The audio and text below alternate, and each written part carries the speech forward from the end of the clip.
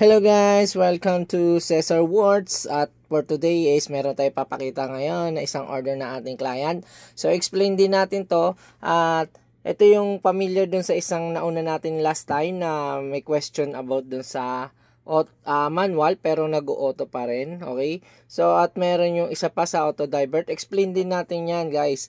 At ito pa pala yung pinagawa ng ating kliyente pero single phase lang po to na pang 2 horsepower po. So, meron po siyang emergency stop at meron siyang manual auto, P1, P2, pump 1 or pump 2. Then, indicator lights niya.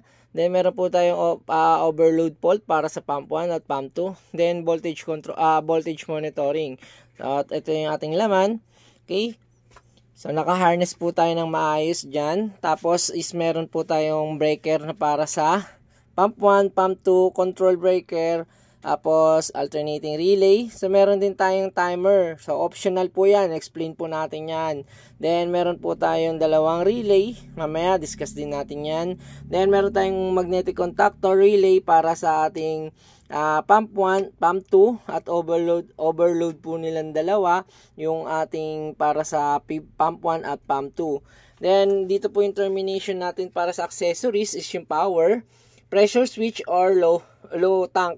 So ito ay ipapakita natin, ang design is for low pressure. Kaya meron po tayong timer na nilalagay. For safety na din po pagka nag-install din po sila. So umpisa natin, i-on natin kahit hindi po natin i-on yung ating pump ng motor. So itong pump, ang breaker na to ay para po sa pump yan. Okay.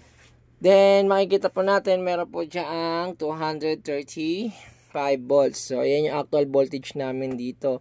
So, first is manual. Okay, so manual, pump 1. Okay, nag-start, pump 1. Then, ito yung gagamitin nating switch. So, ang ina dito, wala po tayong start and stop. Okay, so manual siya. Mag-on po, mag-off, mag-on, mag-off. Okay. Yan, pump 1, pump 1, pump 1. So, manual po siya. Kapag nare-reach niya yung level. Okay? So, kung lalagyan po natin ng delay yan, sample is pressure switch po ang gagamitin ay meron pong throttling na nangyayari. Pwede po i-adjust yan. Once na nag-active po siya, halimbawa, tapos nag-active, so hindi pa po mag-aandar. Yan, gagana. May delay po siya. So, pag nirelease natin, tapos binalik natin, may delay. Okay? So, ang purpose po nun, once kasi nag-rattle yung pressure, sabi nag-rattle yung pressure. Diba? Nag-rattle. Hindi po papasok agad yung pump. Okay? Napaka-importante po niyan, lalo na sa mga pressure. Kung may mga pressure po, lalo na kung naka-alternate. Example po, wala po tayong pressure. Zero muna natin. Wala tayong relay, tapos naka-pressure type siya, tapos nag-rattling po yung pressure. Ganyan po mangyayari dun sa pump. Yan. So, ganun din, pag pump to siya. So, pag nag-rattling po yung pressure, gumaganyan po yan. Diba? So, nakaka-effect po yun sa pump. So, lalagyan natin siya ng pressure, lalagyan natin siya ng delay. Yan, konting delay.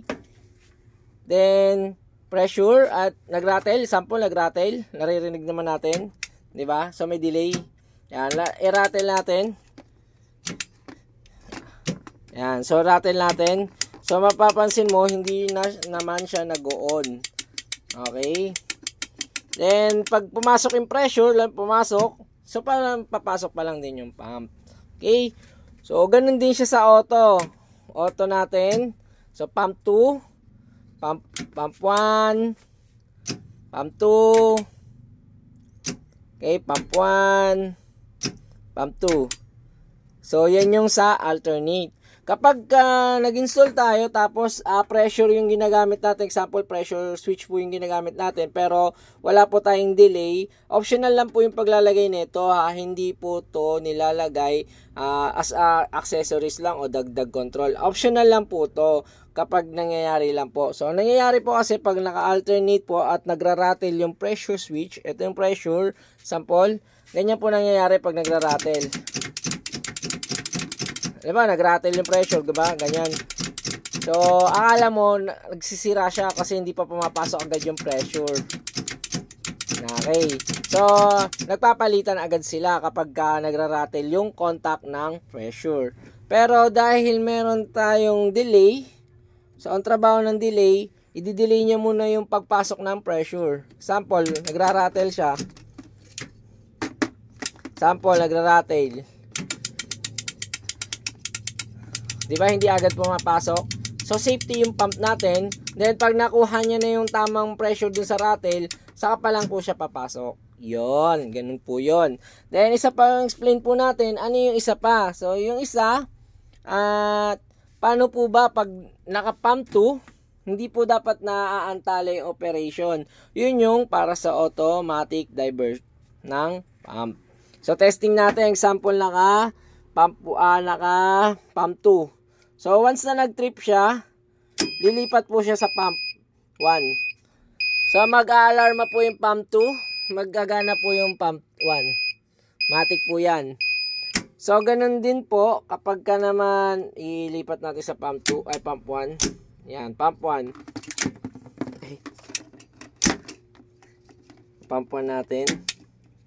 Okay? Ganun din, pag nag-trip yung pump 1, lilipat sa pump 2, mag-a-alarma po yung pump 1. So, meaning nag-trip po yung pump 1. At ang operation po niyan, at halimbawa, naka-trip yung pump 1. Ang sequence po niyan ay tuloy-tuloy pa rin po. Nag-automatic pa rin po yung So, isa lang kasi yung kamay natin. Hindi natin mapatrip. Test lang kasi to. Okay. Yung operation niyan, tuloy-tuloy pa rin. Pero ito lang yung gumagana. Nag-off and on pa rin siya. Okay. So, yun po yung trabaho ng ating automatic divert din sa pump. Para hindi po naaantala.